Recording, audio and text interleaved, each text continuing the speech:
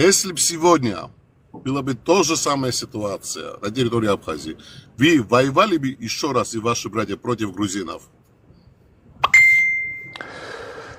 Я скажу откровенно, я нет.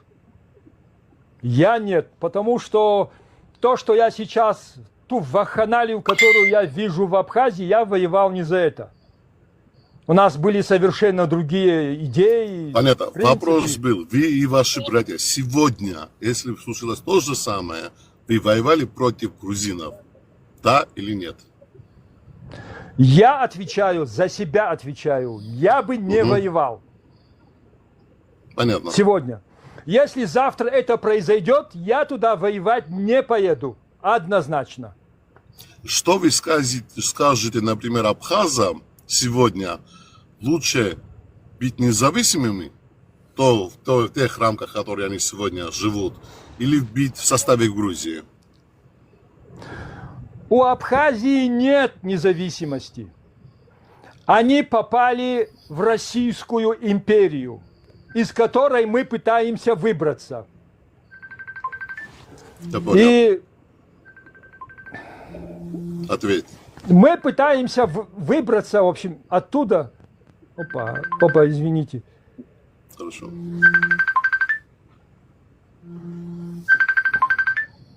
Да, ему звонят, Ика.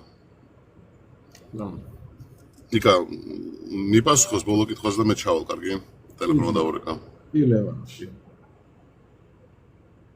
А подише ковид мимарта вахо левел туакахар, тхо запроси миецира. Извините. Да, ничего. У них нет экономики, у них нет государства, у них нет независимости. То, что у них творится, в моем понимании, полная вакханалия. За эти 34 года так называемой независимости они не смогли построить государство. У них демографические проблемы еще сверху. И я считаю, что единственным выходом из той катастрофической ситуации, в которую попала сегодня Абхазия, это договориться с Грузией. На каких условиях, это уже ваш вопрос. Федерация, конфедерация. Ну, смотрите, Ибрагим, это понятно, ваше мнение понятно. Хотя вы военный, который принимали участие в этом конфликте. Сегодня вы видите Абхазию независимой или в составе Грузии? Прошу вас, короткий ответ я веду. Я сегодня вижу Абхазию только в составе Грузии. На каких условиях, это второй Я вопрос. вас покидаю на этой ноте. Ибрагим, дай Бог вам здоровья, хотя мы враги, но врагов тоже надо уважать. Ика, малыба, вак, чирордат. Таргат. До свидания, Ливан. До свидания. Ибрагим, сейчас я подыму Альдону. Слабый пол тоже не будем обижать, но пока подыму Альдону, хотел у вас спросить вот ваши взгляды. Понятно, что война началась 14 августа 1992 года, но до войны были волнения. И мне интересен ваш взгляд. Вот, как вы видели тогда и как вы думаете сейчас? Вот, чего не хватало абхазам? Что им нужно было? Насколько я знаю, у них была автономия, как бы был Абхазский университет, абхазскому языку ничего не угрожало, работали абхазские школы, было абхазское телевидение, ну все атрибутика, чтобы сохранить свою идентичность, было у абхазов. Чего им не хватало и что вызывало у них волнение? Вот на тот момент ваши взгляды, что вы видели со стороны? Вот как третье лицо мне интересно. Ну, я видел, что абхазы, вот точно так же, как вы сейчас сказали, считают, что и считали тогда, что их идентичности, ихнему языку угрожают со стороны Грузии. Они были в этом убеждены. Абхазский госуниверситет, настолько я помню, тогда должен был перейти на грузинский язык. Потом население грузинское, которое жило на территории Абхазии, уже по численности доминировало. Они считали, что основные должности побережья полностью заняты грузинами, а абхазы оттеснены туда выше в горы, что они живут только в селах, и у них нет права спуститься на побережье где-нибудь, в общем, получить какую-нибудь будку, чтобы там кофе варить или еще что-нибудь. То есть они считали, что идет полное доминирование грузинского населения, что идет давление со стороны Грузии. Тогда именно вот эта пропаганда, которая тогда была, именно вот этот страх, в общем, абхазы начали наводить давно забытые связи со своими родственниками на Северном Кавказе. Я первый раз в Абхазию попал только в 90-м году. Я уже говорил, что в 89-м году я смотрел на эти события в новостях и не мог понять, что не могут поделить грузины в Сухуми. Поэтому точно такая же ситуация была у нас на Северном Кавказе, и мы их, в принципе, не то что поняли, а прочувствовали. Потому что угроза со стороны России, нашей идентичности, языка, культуры, это было все реально тогда.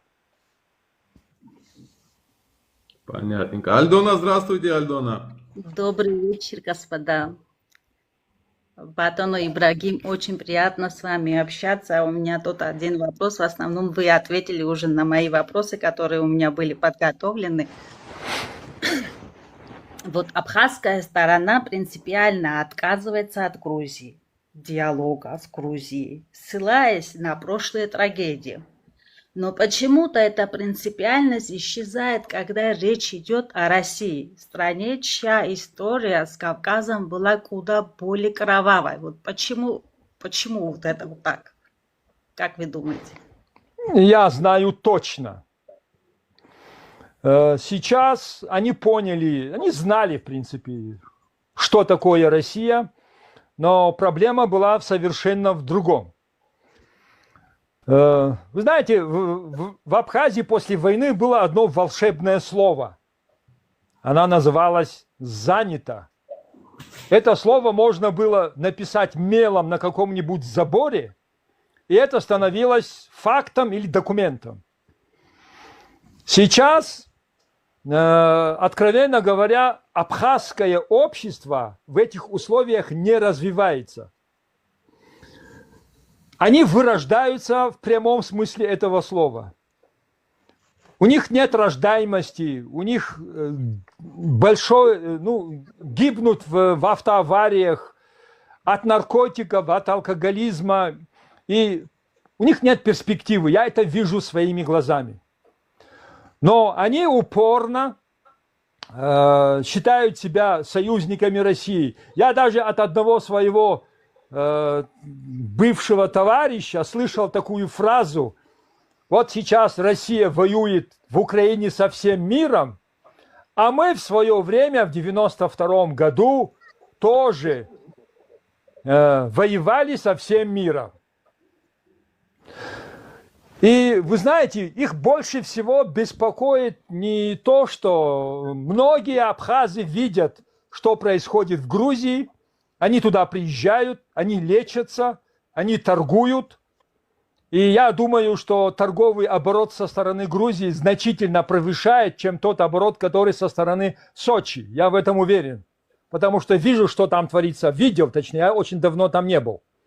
Видел, что творилось на этой границе. И они сейчас эту истерику поддерживают по нескольким фактам. Во-первых, у многих абхазских лидеров никакого капитала, ни ума, ни фантазии, ни образования, кроме этой войны, больше нет.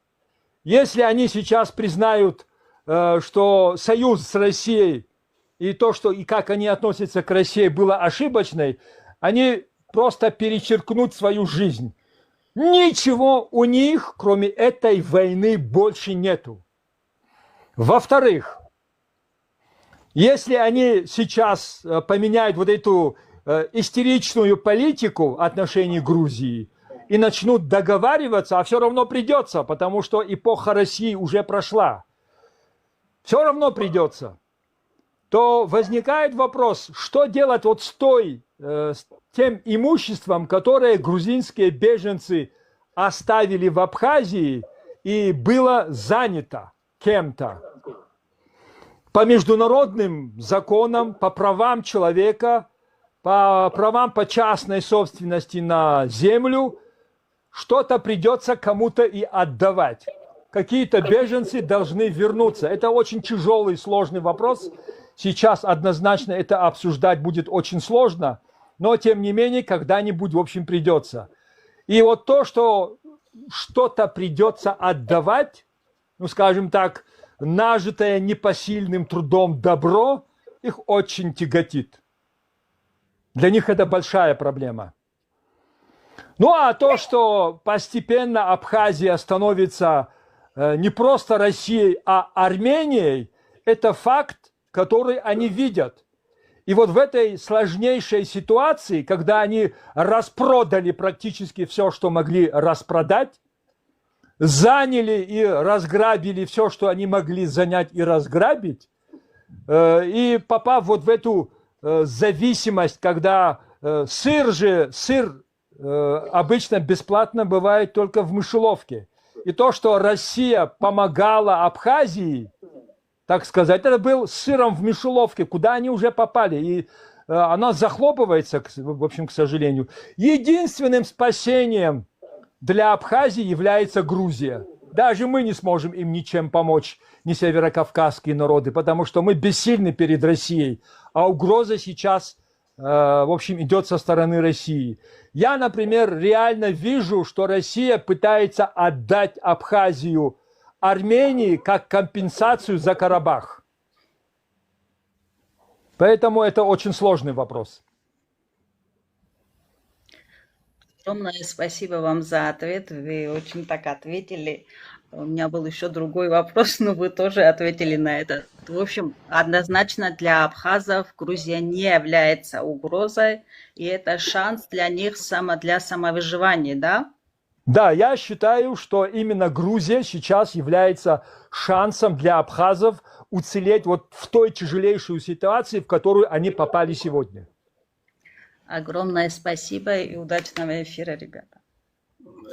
Ибрагим, я отдалюсь от нашей темы. У меня такой вопрос возник. Кто такие черкесы? Ну, черкесы – это этническая группа на Северном Кавказе. Туда входят две этнические группы – это адыга и абаза. Адыги – это эти шапсуги, бжедуги, бесланеевцы, камиргоевцы, жанеевцы, их много перечислить можно. К категории абаза относятся абазины, которые живут на Северном Кавказе, и абхазы, которые живут на побережье Черного моря. Апсуа – это те же абазы, которые живут у Псы. Псы – это вода. А те, в общем, абазины, которые живут в горах и на Северном Кавказе, ну, вот все эти общности еще делятся на другие мелкие. Между этими двумя сообществами есть, в общем, переходный, скажем так, народ, которых могут отнести и к тем, и к другим. Это убыхи. Это как раз, они частично являются и адыгами, и частично являются абхазами. Это переходный период.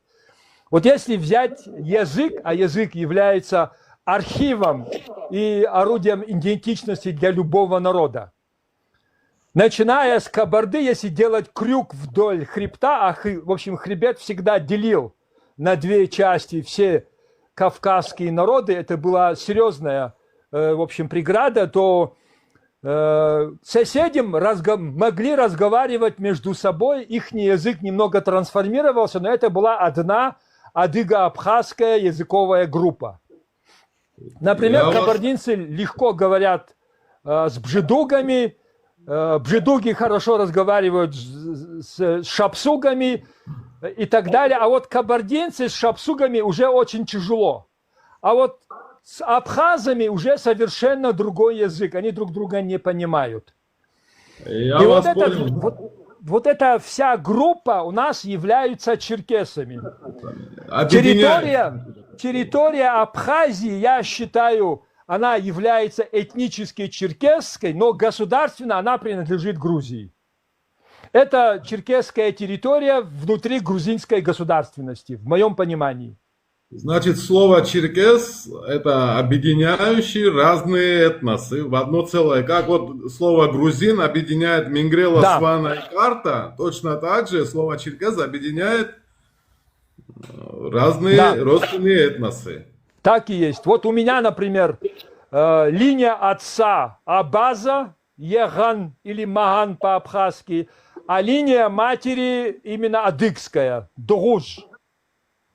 Или Тохуж в Кабарде. Понятно. Миша Гагра, запрос пошли, ты просил, не вижу. Миша Гагра, не вижу твой запрос. Значит, Так, Ираклий, я не вижу себя. Вы меня видите? нет, мы видим вашу фотографию только. А почему? Не знаю.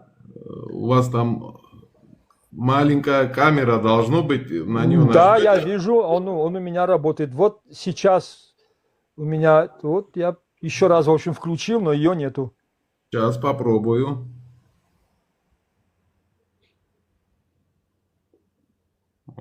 Что-то не включается.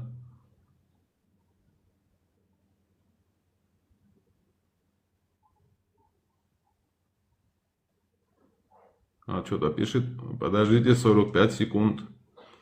Должно включиться через 45 Надо по секунд. новой зайти, скорее всего. Даже не знаю, в чем проблема. Надо выйти и зайти обратно. Давайте попробуем так. Давайте.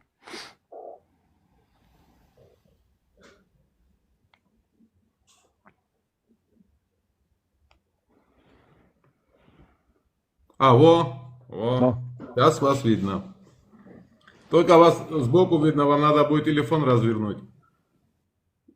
Да, Поставить ровно поставьте телефон. Вот так. Во. Так, Во. слышно меня?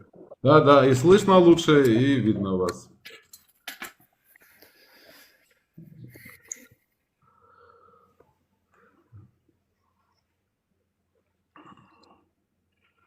Вот Миша Гагра, вот.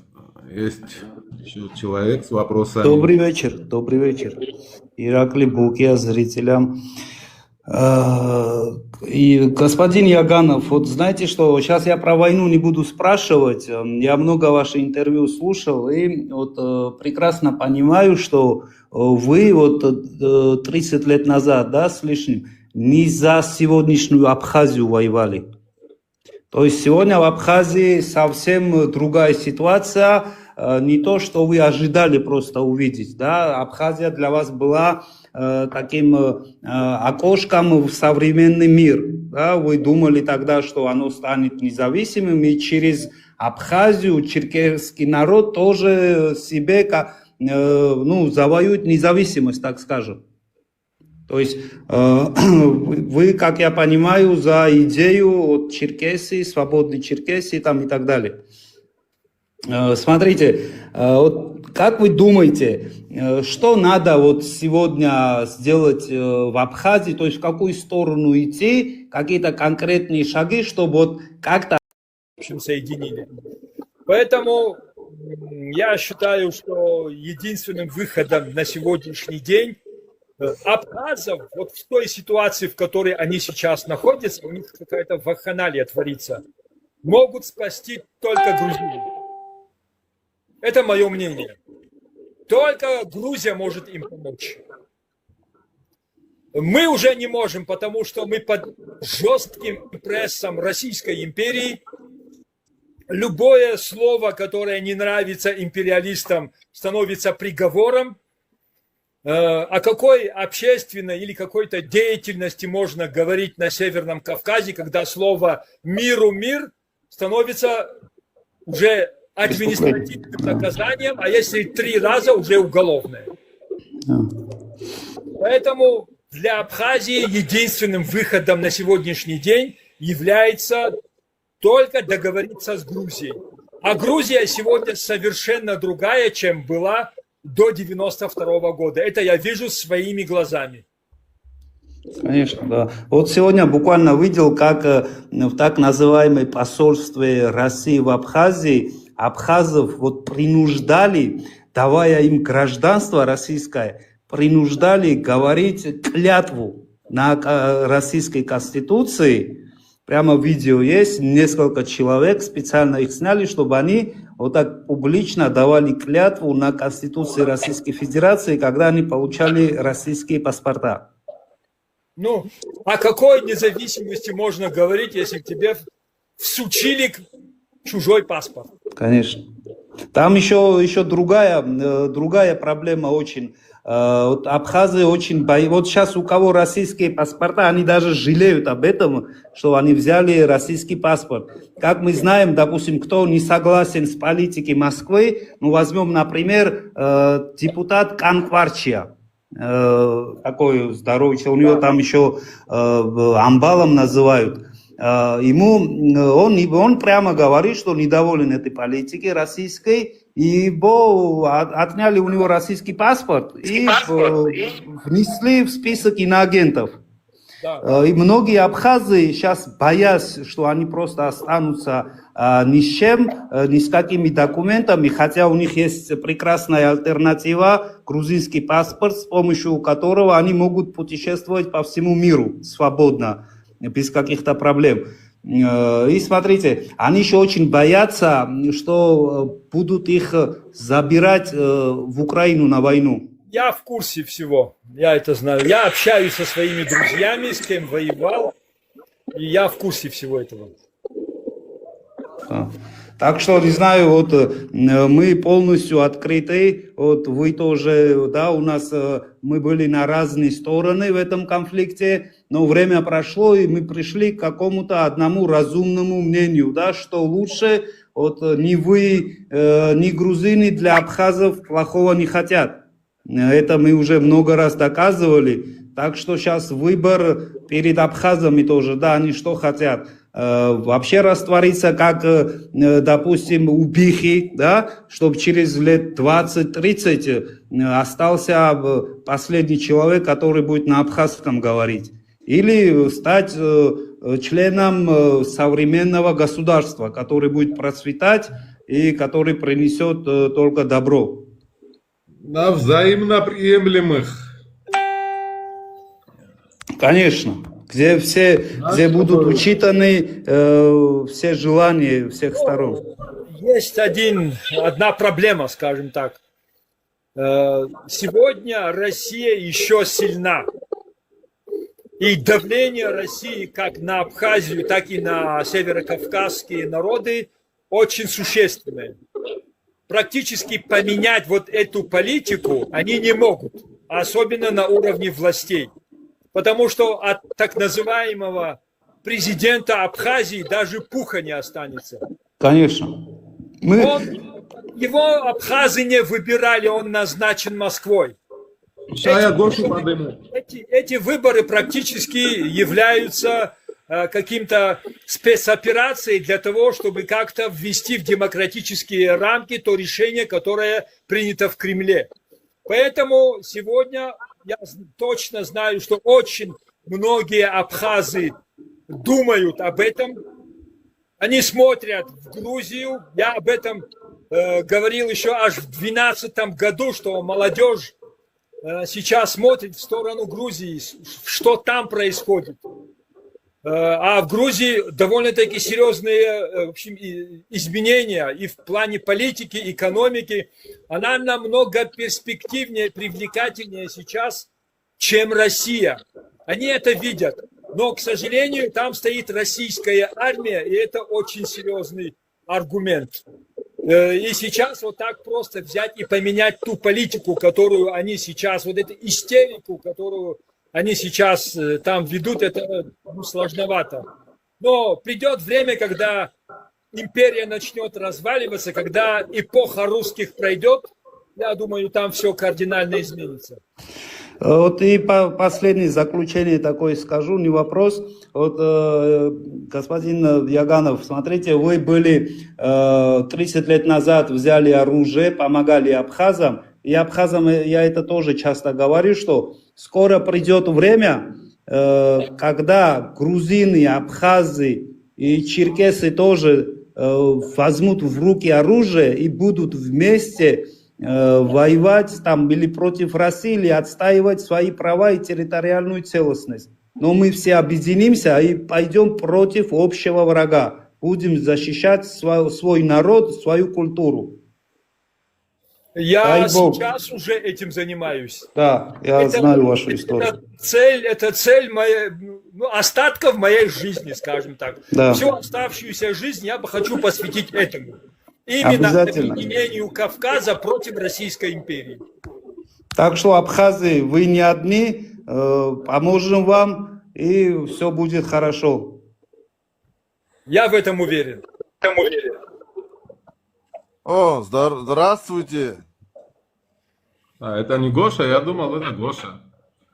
Ну, если подняла, тоже из Абхазии. Ну, слушаем вас. Давайте, очень хорошо. Слушайте, я хотел узнать, уважаемый Яганов Ибрагим, меня зовут Темури Кецбая, я из Абхазии. Вообще. Такой вопрос. А в Грузии президента выбирали, интересно, грузины? Я точно знаю, что Михаила Саакашвили избрали грузины. Я какой вопрос задал, вы слышали? Президента Грузии? Да, я сейчас, который имею в виду, существует.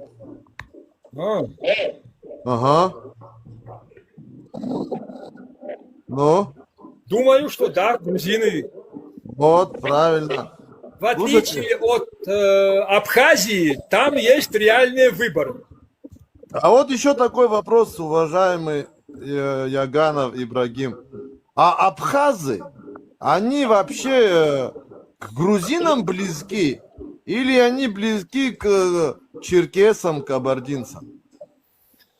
Я точно знаю, что абхазы особо последнее время не считают, в общем, себя черкесами, но в моем понимании абхазы это часть черкесского этноса. То есть ответ какой? Абхазы это черкесы. Смотрите, вопрос другой. На кого абхазы больше похожи? На грузин или на черкес? Подожди, слушай, дай ему задам вопрос нормально. Яганов, уважаемый Яганов Ибрагим, а абхазы, получается, что они к грузинам по языку никакого отношения не имеют, правильно же? Абхазы относятся к адыгской языковой группе. Этнически по гаплогруппе абхазы относятся к черкесам. И еще такой вопрос хотел узнать. Да, можно я отвечу на вопрос? Я услышал просто. Я последние там 30 с лишним лет, 35 лет я часто бывал в Абхазии, последние 10 лет я там не был. Но один вопрос задам, это я ответ услышал, уважаемый. Я до конца отвечу на вопрос. Меня удивляло абхазское застолье. А потом я бывал в Грузии и был в грузинском застолье. Никакого отношения, например, адыгское застолье к абхазскому не имеет. А вот грузинское застолье и абхазское застолье практически идентичны. Это меня всегда удивляло. В том числе и... Я понял, вопрос еще один задам, хорошо? Уважаемый... Последний вопрос. Ага, последнего. Когда мингрельцы заходят, им по 20 вопросов можно задавать. Абхаз зашел, 4 вопроса, все, да? Ты же тоже сказал, что Кецбаев. Что случилось, а нормально, хоть это герой Абхазии. Вот такой хороший вопрос, Яганов Ибрагим. А вот у вас вот были братья по оружию, ваши друзья, товарищи, с кем вы воевали против грузинского государства. Не народа, а грузинского государства. Это военная машина была. Такой вопрос задам. Вы их осуждаете? Вы когда-нибудь слышали, чтобы я осуждал или извинялся за эту войну? Я не слышал, я вопрос задаю. Тогда это было актуально, мы все это сделали правильно. Я так считаю. Но Я не спрашиваю тогда. 34 года. Времена изменились. Грузия изменилась. История меняется, а Абхазы нет. Вот это истерика. Вот Я это же не это истерика. спрашиваю. Подожди, да, не перебивай. Я чуть, наверное, старше тебя. Вот эта истерика сейчас против грузинского государства, вот это выражение меня убивает. Ора, Вася. Вот это надо двигаться вперед, надо расти, надо учиться, надо смотреть, что происходит в мире. А не воткнуться в этот песок, короче, на пляже и думать только о том, чтобы у тебя не забрали вот эту кофейню или гостиницу, которую вы там с горем пополам, в общем, построили. Заберут у вас все, русские заберут. Вы уже там чужие. Я хотел еще вопрос задать, если вы позволите. Давай последний вопрос. Задавай, Не задавай. надо последний. Очень много интересных вопросов. Я с ним нормально. Это наш герой. очереди. Гошу хочу поднять. Это наш герой, правильно же? Ибрагим Яганов, вы отказываетесь от звания Героя Абхазии? Слушайте, что значит отказываются? Когда? Вы где-нибудь это слышали? Ну, простой вопрос задал, слушайте, что вы Я делаете? был 3 раза ранен. Я это звание кровью и потом заслужил. И звание героя я получил во время войны после десанта на Холодную речку. Вместе с погонами подполковника. Вы Не мой вопрос... после войны, не после войны, не по заявлению. Поэтому это была моя молодость, это мой был душевный порыв, и я горжусь этим. О, Я просто спасибо говорю большое. о том, что сейчас уже времена другие. Да. Надо со временем идти в ногу. И надо сейчас менять все, что там происходит. Меня просто мучит. Иракли, Мне последний больно. вопрос задам, Иракли. Мне Иракли, больно последний то, вопрос. что я вижу в Абхазии. Вот сейчас я ему один вопрос последний задам. Хорошо, Иракли, я выхожу. Иракли, этот Ибрагим Яганов, уважаемый герой наш. Вот у меня один такой вопрос к вам. С уважением отношусь к вашим словам. Очень интересно вопросы. Вот вы сказали язык. Помните, за язык вы сказали?